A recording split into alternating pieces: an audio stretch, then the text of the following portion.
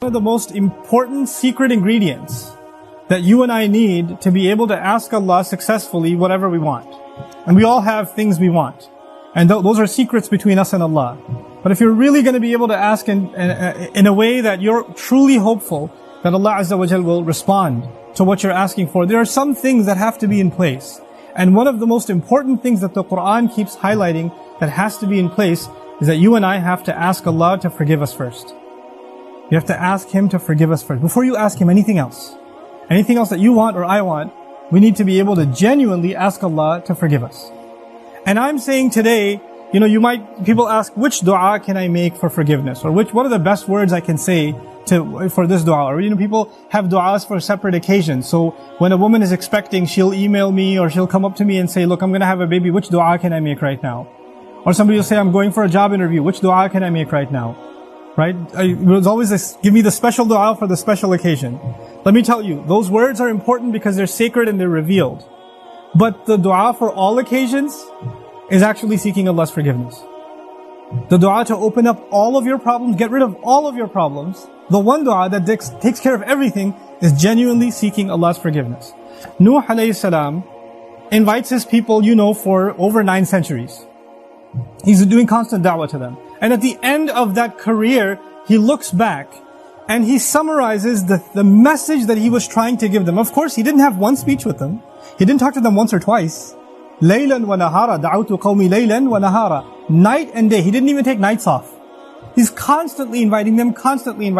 And in a surah dedicated to his name, Surah Nuh, the surah of Nuh alayhi salam, he himself summarizes the entire message he was giving his people this whole time. What is it that I want from you? إِنِّي كُلَّمَا دَعَوْتُهُمْ لِتَغْفِرَ لَهُمْ. Every time I was inviting them, I was only inviting them, calling them to this faith, so you could forgive them, Ya Rab. So you could forgive them. And then literally he says, here's how I invited them. This is what I exactly said to them, over and over and over again. قُلْت, I said, اسْتَغْفِرُوا رَبَّكُمْ. Seek forgiveness of your master. إِنَّهُ كَانَ غَفَّارًا. Certainly Allah is someone who keeps on forgiving and keeps on forgiving and keeps on forgiving. And He does it repeatedly. But what He says after that is so remarkable. He said, you people, and I need you to understand who He's talking to. He's talking to one of the worst nations in history. Nuh alayhi salam is described as one of the worst nations of all the nations. Places like Surah Al-Qamar, where Allah describes different nations, or even Surah Al-Dhariyat, Allah describes different nations of the past that rebelled against Allah, that rebelled against the prophets, and were destroyed. When He gets to Nuh alayhi salam's nation, what does He say?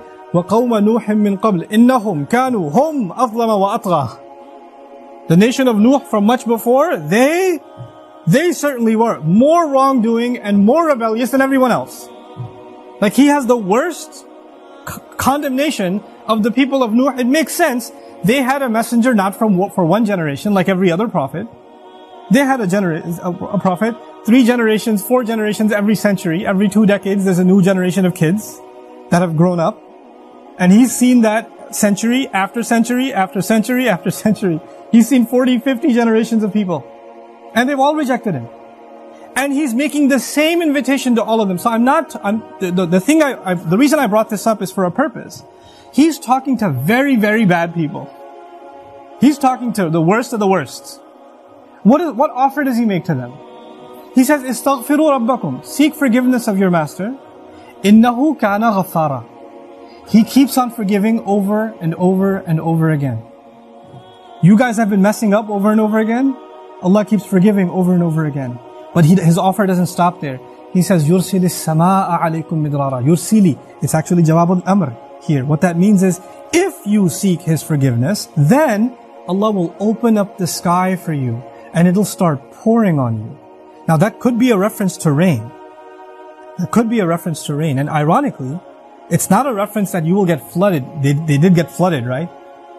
They did get flooded, but Allah is talking about a different kind of rain now. If you seek forgiveness, that same rain that destroyed them will be the rain that brings them life. They didn't pray for rain. They didn't ask for rain. And Allah just asked them to make dua to be forgiven. But if you ask dua to be forgiven, the sky will open up and start pouring. Now Allah did not say water will pour. Allah did not say water will pour. He said the sky will pour. Because the sky has a lot more than water. The sky has forgiveness. that comes from the sky. The sky has peace, tranquility, faith, your provision, the solution to your problems. They come from the sky. He will open the floodgates, and everything held from the treasures of Allah that you haven't been getting because you haven't been seeking forgiveness is going to open up. Just ask for forgiveness. You're asking to solve problem A, problem B, problem C. There are problems you don't even know you have. Allah knows that you have them. If you and I just became genuine people of seeking forgiveness, then those problems would start getting solved by divine intervention. يُرْسِلِ السَّمَاءَ عَلَيْكُمْ مِدْرَارًا. And that's not even enough. You're asking forgiveness for who? Yourself. اسْتَغْفِرُوا رَبَّكُمْ is seek forgiveness for yourself. He says, وَيُمْدِدْكُمْ بِأَمْوَالٍ وَبَنِينَ. And He will extend you by giving you money and giving you children. He will further your good legacy with money and kids. It's not even money that will lead you away from Allah, because it's in the context of you seeking forgiveness. He'll give you good money that will lead to you doing more good and benefit you in this worldly sense and in the akhirah sense. And He'll give you good children that will give you goodness while they're alive. They will respect you, show you love, obey you, make you proud. They will give you happiness when they're alive. And even when you're gone, they'll continue to do good deeds that become a continuous investment for you after you're in your grave.